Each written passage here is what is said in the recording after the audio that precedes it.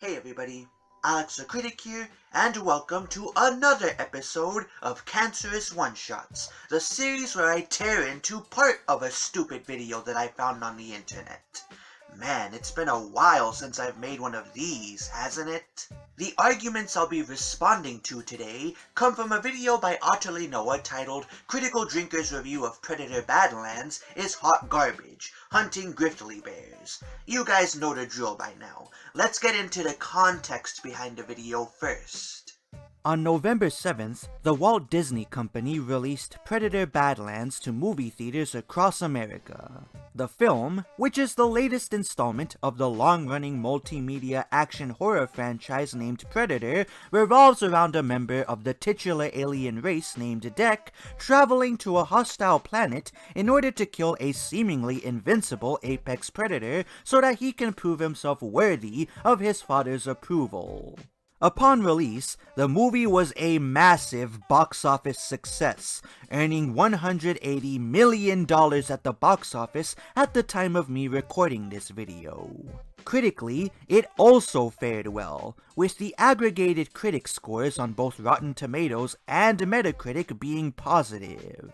There were, however, a healthy contingent of reviewers and commentators who absolutely hated the movie, chief among them a movie reviewer named The Critical Drinker, who uploaded an 8-minute long video to YouTube excoriating it the day it came out. This video drew the ire of several left-wing reviewers and commentators, one of whom being a media reviewer and commentator named OtterlyNoah, who dropped his aforementioned 34-minute long response to it 4 days later. Now, many of Noah's arguments against the drinker revolve around specific details about Predator Badlands, and since I haven't seen the movie, nor do I want to, I am not equipped to respond to any of them.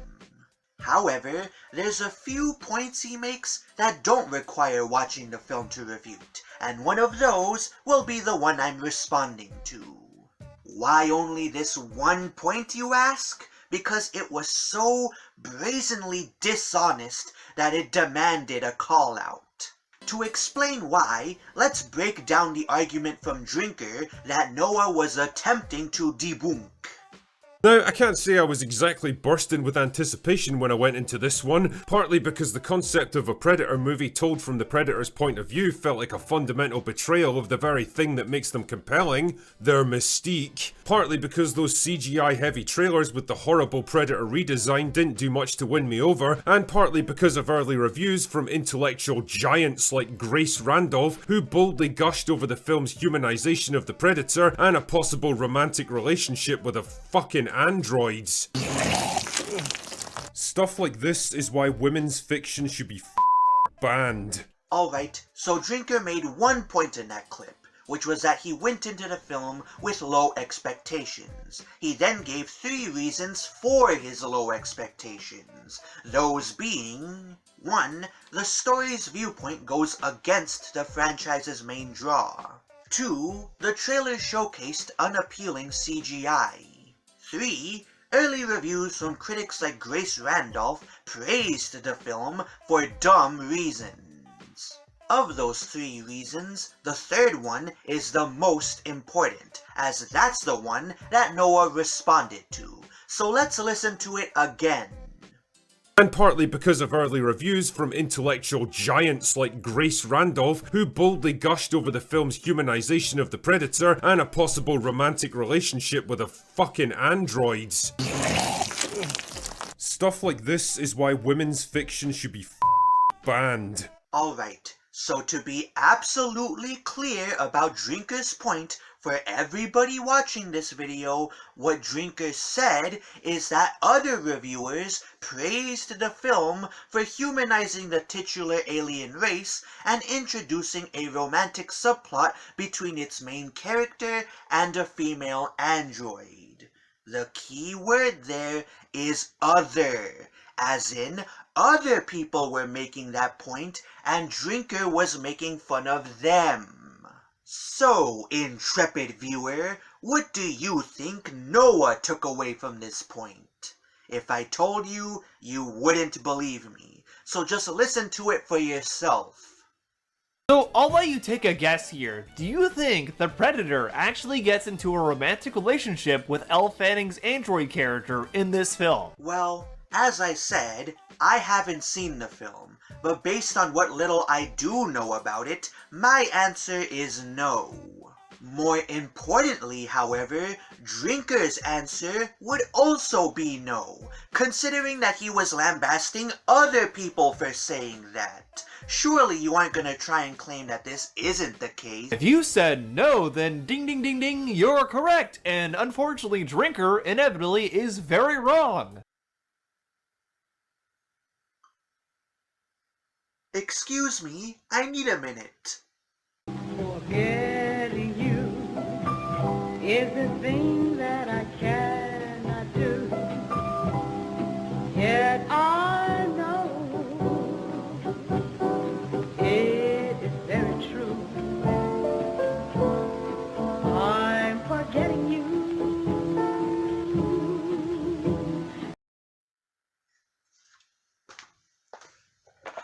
Alright, so do you guys now understand why this argument needed its own response video? Drinker explicitly said that one of the reasons why he had low expectations for Predator Badlands was because of bad reviews from other people, namely Grace Randolph.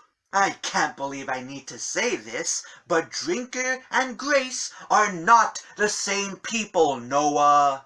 This point is already dishonest on its face, but if you can actually believe it, it gets worse, because Noah harps on it.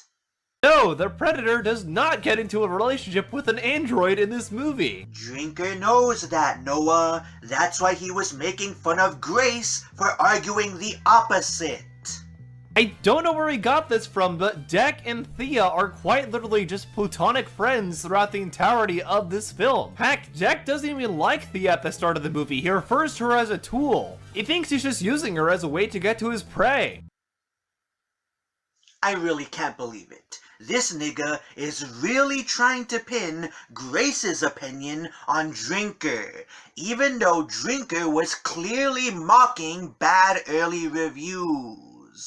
And partly because of early reviews from intellectual giants like Grace Randolph, who boldly gushed over the film's humanization of the Predator and a possible romantic relationship with a fucking androids. Stuff like this is why women's fiction should be banned. And then, if that wasn't bad enough, he is so smug that he has the nerve to say, "I don't know where he got this from." I don't know where he got this from. Does this utter retard not realize that even if we accept his argument at face value, Drinker still cited his source for his claim, that being Grace Randolph? And partly because of early reviews from intellectual giants like Grace Randolph. You know, if you're insisting on spreading this misinformation, the very least you could do for those of us with a brain is hide the lie. You could have said something along the lines of, "I don't know where Grace got this idea from, but the fact that Drinker took this crazy lady's opinion seriously proves how disingenuous he is." But no! You just couldn't engage with Drinker's argument, so you had to make it seem as though he was the one complaining that there was a romance subplot in Predator Badlands. And you know what? If you had just said it once, I wouldn't be making this video. Hell, if you had said this twice, I probably would have let it go. But you just kept going. I find it so funny that of all the things, Drinker thought these two characters were in a romantic relationship with each other, when no, that is very much not the case at all. What more do I need to say about this? What's there to be said? Noah just blatantly lied about Critical Drinker. And believe it or not, it gets even worse, because immediately after this, Noah makes this argument. It honestly feels like he didn't actually watch this movie whatsoever, which, go figure, he probably didn't. He's admitted to watching movies not very well in the past, like he did for Tron Ares, or even just admitting to not watching them at all despite reviewing them on his platform. Ah yes, clearly the mark of a very trustworthy critic there. You heard that right. The guy who just got done attributing Grace's opinion to Drinker, despite Drinker making it abundantly clear that he was disgusted by what Grace had to say about the movie, is now trying to take the moral high ground by chastising Drinker for not comprehending or even watching the movies he reviews. Now that is irony! And the cherry on top of this shit sundae, Noah opened the video with this nonsense. Who boldly gushed over the film's humanization of the Predator and a possible romantic relationship with a f***ing android. Stuff like this is why women's fiction should be banned. What you just said is one of the most insanely idiotic things I have ever heard. Everyone in this room is now dumber for having listened to it. Yeah. The first argument that he ever makes against Drinker in this video is a blatant lie. The left are sending their best, and it's not looking good, bros. Since this is thankfully the last thing that Noah says about this point, before moving on to the rest of Drinker's video, let's refute every possible defense that Noah's fans could mount for him. Why call him dishonest? What if he's just really stupid?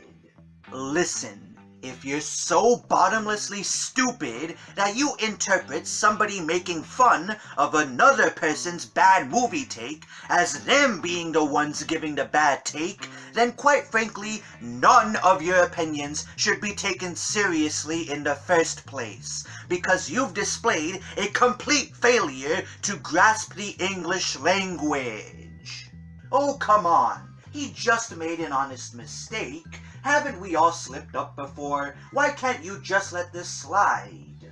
Firstly, leftists would never grant us that charity if we ever misunderstood someone's argument. So sorry, but I'm not giving it to them. Secondly, even if I did, the reason why this isn't just some honest mistake is because earlier in the video, Noah blatantly lied about the contents of several other Drinker videos. Wanna know how? Roll it, editor!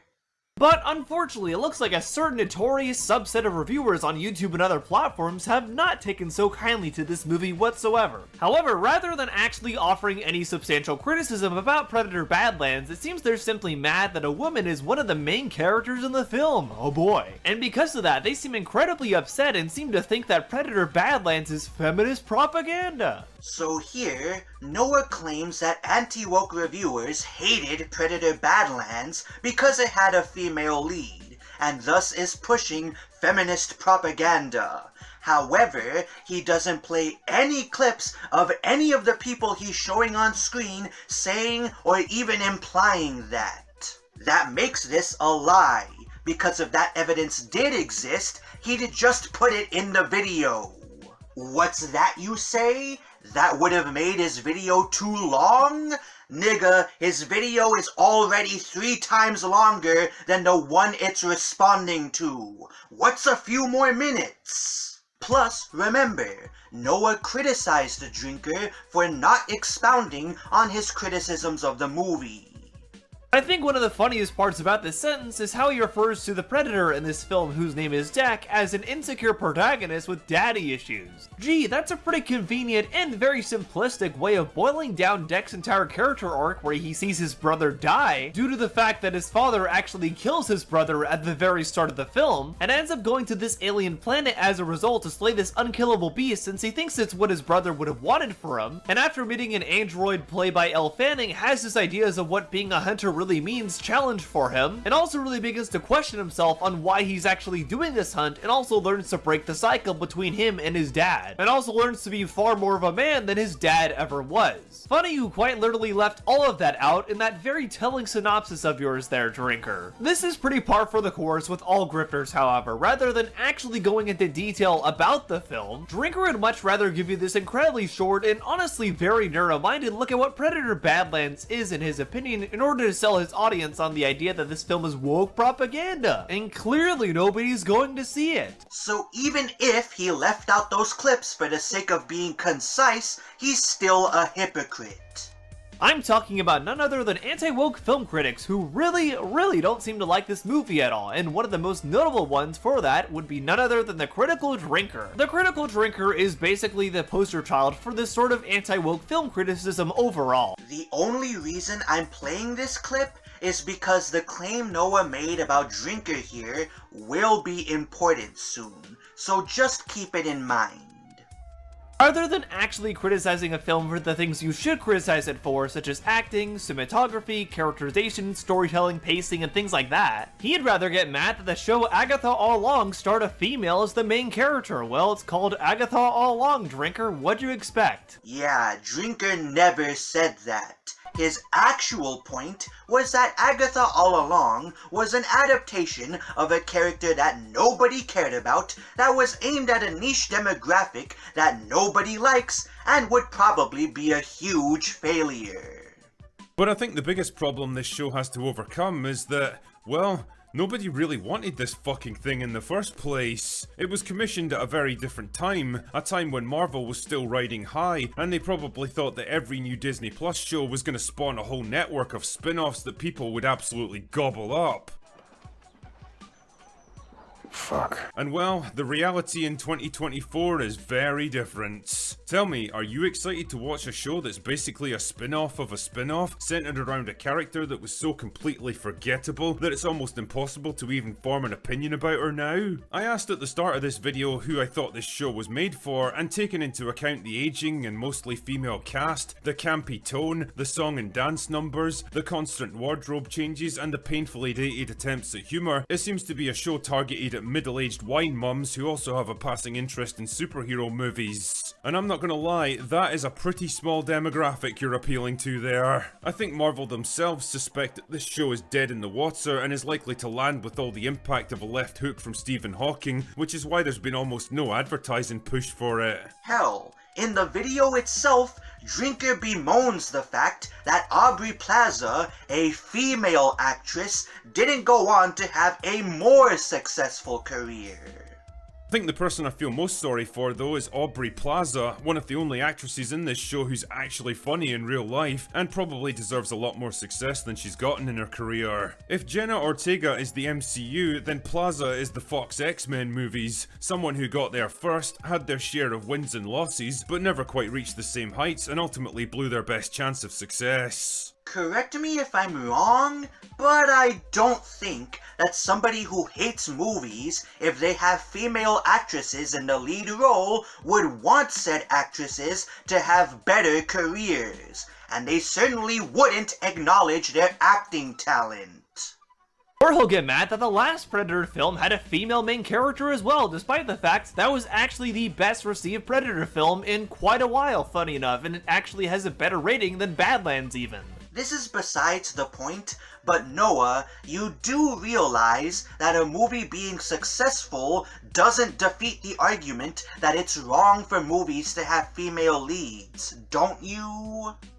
When Prey was initially coming out, he did a video talking about the trailer for it and claimed it was woke garbage. It was probably gonna star a female girl boss. And funny enough, guess what happened? Prey came out and was very well received, so he ended up making a video after that called Prey. No masterpiece, but surprisingly good. Wow, shocker. It's almost like you shouldn't go into a film with the exact same talking points every time and actually offer a real analysis of it instead. Gee, who would have thought? It's ironic that Noah criticizes Drinker for letting his politics shape his opinion of Prey, because if you actually watched his review of the film, you'd see that Drinker still criticized it for giving its protagonist girl boss moments and having woke garbage in it. She thinks and acts more like a 21st century college student than an 18th century Native American woman, determined to defy gender norms, compete with the boys, stand up to anyone who disrespects her, and smash the patriarchy. And I don't know, man, I find it kinda hard to believe that anyone living back then would even have those kinds of aspirations, never mind being allowed to indulge them. And damn man, talk about on-the-nose dialogue. There's even a scene where she straight up explains to the audience how awesome she is. You think that I'm not a hunter like you, and I'm not a threat. That is what makes me dangerous. I mean, I get that this is the general subtext of the movie, but the point of subtext is that it's supposed to remain unsaid, allowing the audience to infer meaning from what you show them instead. Having a character straight up spell out what you want them to think is pretty fucking lazy from a writing point of view. She also veers into overpowered girl boss territory towards the end. She can easily hold her own against multiple armed opponents that are far larger and stronger than herself, and even take on a predator armed with the most primitive of weapons. And it's interesting because all of her fight scenes are carefully choreographed so that nobody ever lands a single good hit on her. Dutch and Harrigan were beaten to within an inch of their lives and really had to struggle to prevail, but this girl just seems to sail through every fight with minimal effort or danger. I mean, don't get me wrong, nobody really wants to see young girls taking horrifying injuries on screen, but if you choose to make one of them your main character and put them up against a fucking predator, then you at least need to make the audience believe they're in some kind of danger. And here's the problem, I never did. Also, there's no getting around this film is manipulative as fuck. Like, at one point the main character encounters a group of French trappers that are also hunting the predator, and I swear this movie plays every dirty trick in the book to make you hate them. Compared to the Comanche warriors who wear pristine clothes and look like Calvin Klein models, the Frenchmen are portrayed as filthy, disgusting, disease-ridden hobos that grunt, shuffle and cackle like retarded cavemen. Their campsite looks like a post-apocalyptic wasteland. They're depicted as cruel, sadistic and malicious, and you're all but encouraged to take pleasure in seeing them get brutally eviscerated. It's basically the inverse of all those old westerns from the 1950s that depicted Native Americans as bloodthirsty savages that needed to be brought to heel. It's the same ridiculous, stereotypical oversimplification of historical reality, but adapted for modern sensibilities. So yeah, it's almost as if you shouldn't go into Drinker's videos with your pre-planned talking points and actually offer real rebuttals to his criticisms instead. Also, these specific critiques means that the implication that Drinker switched up his opinion of Prey once it became clear that everybody liked the movie isn't true. Sure, his review may have been positive, but when he first saw the trailers for the film, he predicted that it would have woke garbage in it. Seriously though, if you're gonna try something a bit different, then I guess you might as well jump back in time and have a completely different culture go up against the Predator with completely different tactics. Dutch and his mates from the first film were soldiers first and foremost, and so naturally they tried to combat the Predator by fighting a war against it. And it wasn't until Dutch himself started thinking more as a hunter than a warrior that he was finally able to turn the tables. So, okay, fine, let's take a tribe of people who specialise in hunting and survival and see what they can do. It feels like one of those weird little hypothetical matchups that you end up debating for hours as kids. Who would win in a fight between a Predator and a Terminator, or Robocop, or John Rambo? Personally, I always wanted to see a Predator take on the Colonial Marines from Aliens, but that's just me. Let's rock! Anyway, the point I'm making here is that there's definitely potential for this kind of concept, provided it's handled with a bit of intelligence, a somewhat realistic portrayal of the main character, and that it avoids falling into the trap of using its culturally sensitive backdrop to push the message. So let's see what the trailer has to say for itself. Why do you want to hunt? Because you all think that I can't. You sells out! It's all bullshit. All of it. Yeah, lines like this were almost certainly going to invite mockery and hostility from a fan base that just wanted a decent Predator movie instead of a fucking intersectional feminist struggle session, but hey, I guess it was totally worth it to send a message. And wouldn't you know it, a bunch of European settlers show up. Now, if I was to listen to the better angels of my nature, I'd say that they were worked into the story because strong female character has to team up with one of them so that they can use their combined experience and weaponry to take down the Predator. You know, it would be a neat little message about two people from vastly different cultures learning to put aside their mutual distrust and work together in order to combat a much bigger threat. If I was a chaotic neutral, on the other hand, I'd say it was done entirely so they could finally give the backstory to this pistol from Predator 2. And then they could pat themselves on the back for respecting the lore. On the other hand, if I was a cynical man that was haunted by the message, I'd say that these guys will end up portrayed as the real villains of the movie, and strong female character will decide to team up with the Predator to fight them off and protect her people. But surely no screenwriter would be that dumb, right? Why do you want to hunt? Because you all think that I can't. Oh. And when it did have woke garbage in it, he called it out in his review. Oops. If that's what switching up looks like, then I'd hate to see what Noah considers consistency. Oh, and keep Drinker's comment about nobody wanting to see young women be horrifically mutilated in mind, because it will be important in just a few minutes.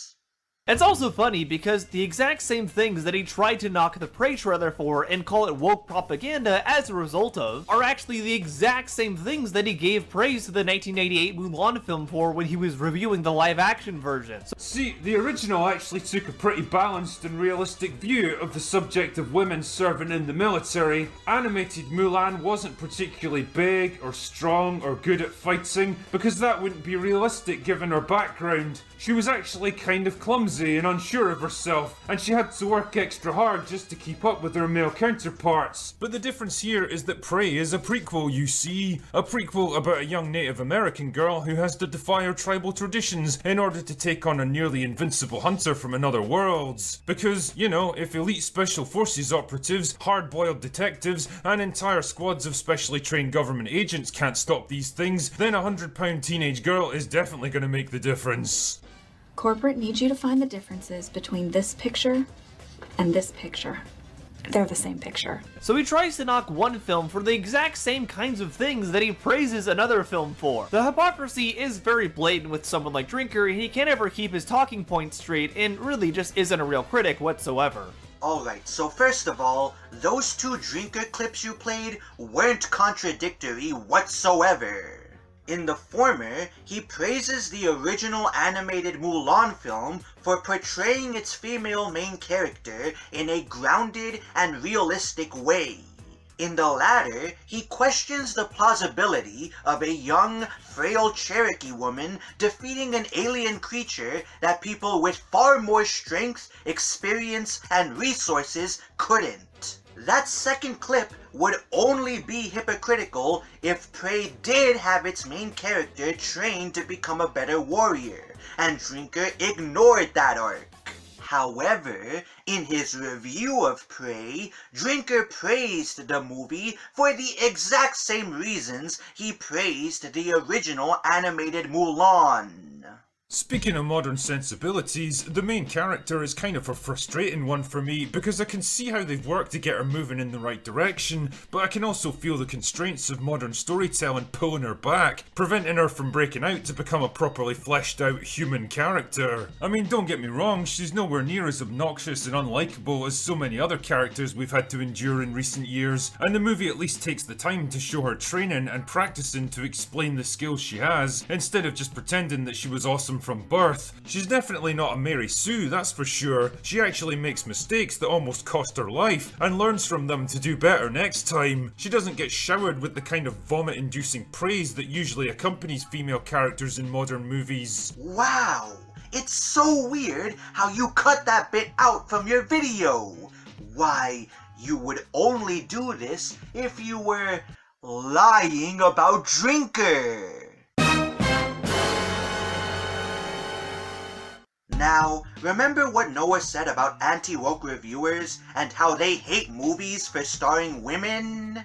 But unfortunately, it looks like a certain notorious subset of reviewers on YouTube and other platforms have not taken so kindly to this movie whatsoever. However, rather than actually offering any substantial criticism about Predator Badlands, it seems they're simply mad that a woman is one of the main characters in the film. Oh boy. And because of that, they seem incredibly upset and seem to think that Predator Badlands is feminist propaganda. Yep, told you it was gonna be important.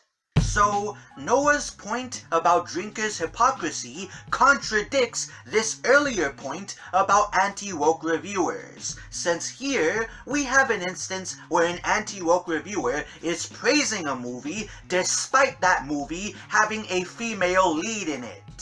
And you can't say that Noah wasn't specifically talking about Drinker when he made that comment about anti-woke reviewers, because he specifically called Drinker the poster child of that community.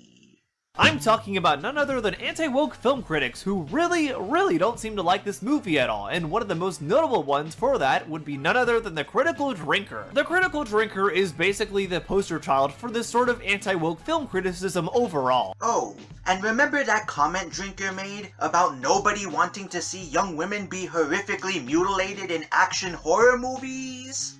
She can easily hold her own against multiple armed opponents that are far larger and stronger than herself, and even take on a predator armed with the most primitive of weapons. And it's interesting because all of her fight scenes are carefully choreographed so that nobody ever lands a single good hit on her. Dutch and Harrigan were beaten to within an inch of their lives and really had to struggle to prevail, but this girl just seems to sail through every fight with minimal effort or danger. I mean, don't get me wrong, nobody really wants to see young girls taking horrifying injuries on screen, but if you choose to make one of them your main character and put them up against a fucking predator, then you at least need to make the audience believe they're in some kind of danger. So wait, Drinker is a misogynist who hates it when movies star women, and yet he praises movies that do exactly that, and he understands why people wouldn't want to see young women have their bodies torn apart in horror movies? Yeah, this is a pretty blatant contradiction, and there's only one reason Noah made it. You're a liar! You're a liar! You know something that you're not telling us, you slimy scumbag liar! But Alex, Noah is pumping out dozens of anti-grifter videos week in and week out. He simply doesn't have the time to pour over every single one of Drinker's arguments and explain why they're wrong. Alright, then that criticism Noah made about Drinker not paying attention to or even watching the movies he reviews? It honestly feels like he didn't actually watch this movie whatsoever, which, go figure, he probably didn't. He's admitted to watching movies not very well in the past, like he did for Tron Ares, or even just admitting to not watching them at all despite reviewing them on his platform. Ah yes, clearly the mark of a very trustworthy critic there. Yep, that argument goes out the window, because if it's alright for Noah to pump out lazy videos where he barely engages with Drinker's actual arguments, then he can't get mad at Drinker for doing the exact same thing with the movies he reviews. Wait a minute, Alex. I'm pretty sure that Noah is just a kid, and he has autism too. Can't you give him a little bit of leeway for that at least? The dude has 30 times the sub count that I do, and his slander is being amplified by much larger channels. I don't care how young or disabled he is. Neither of those things gives you the freedom to lie about people without any sort of pushback. Well, what if Noah believes in an eye for an eye? As in, if it's alright for Drinker to lie in his videos, then it should be fine for me to lie in mine. Then he should take no issue with this video, buddy. What's good for the goose is good for the gander. Alright, since those are the only possible defenses I could think of refuting ahead of time, let me finally move on to my final thoughts. You know what usually helps make your argument compelling, OtterlyNoah? Not lying about what your opponent said. At least not as blatantly as you did here. I mean, at least pretend to be arguing in good faith, because these response videos are getting too easy for me to make. Anyways, let's end this video the way I ended the last one, with some parting advice for you aspiring commentators. Why shouldn't I? If Noah is this blatantly dishonest, what makes you think that he's going to take any of my criticisms seriously? Anyways, here's the advice. Don't lie about your opponents. That's it. Should be pretty easy advice to follow, right? I think it is. I'm Alex the Critic, and I'll see you guys next time.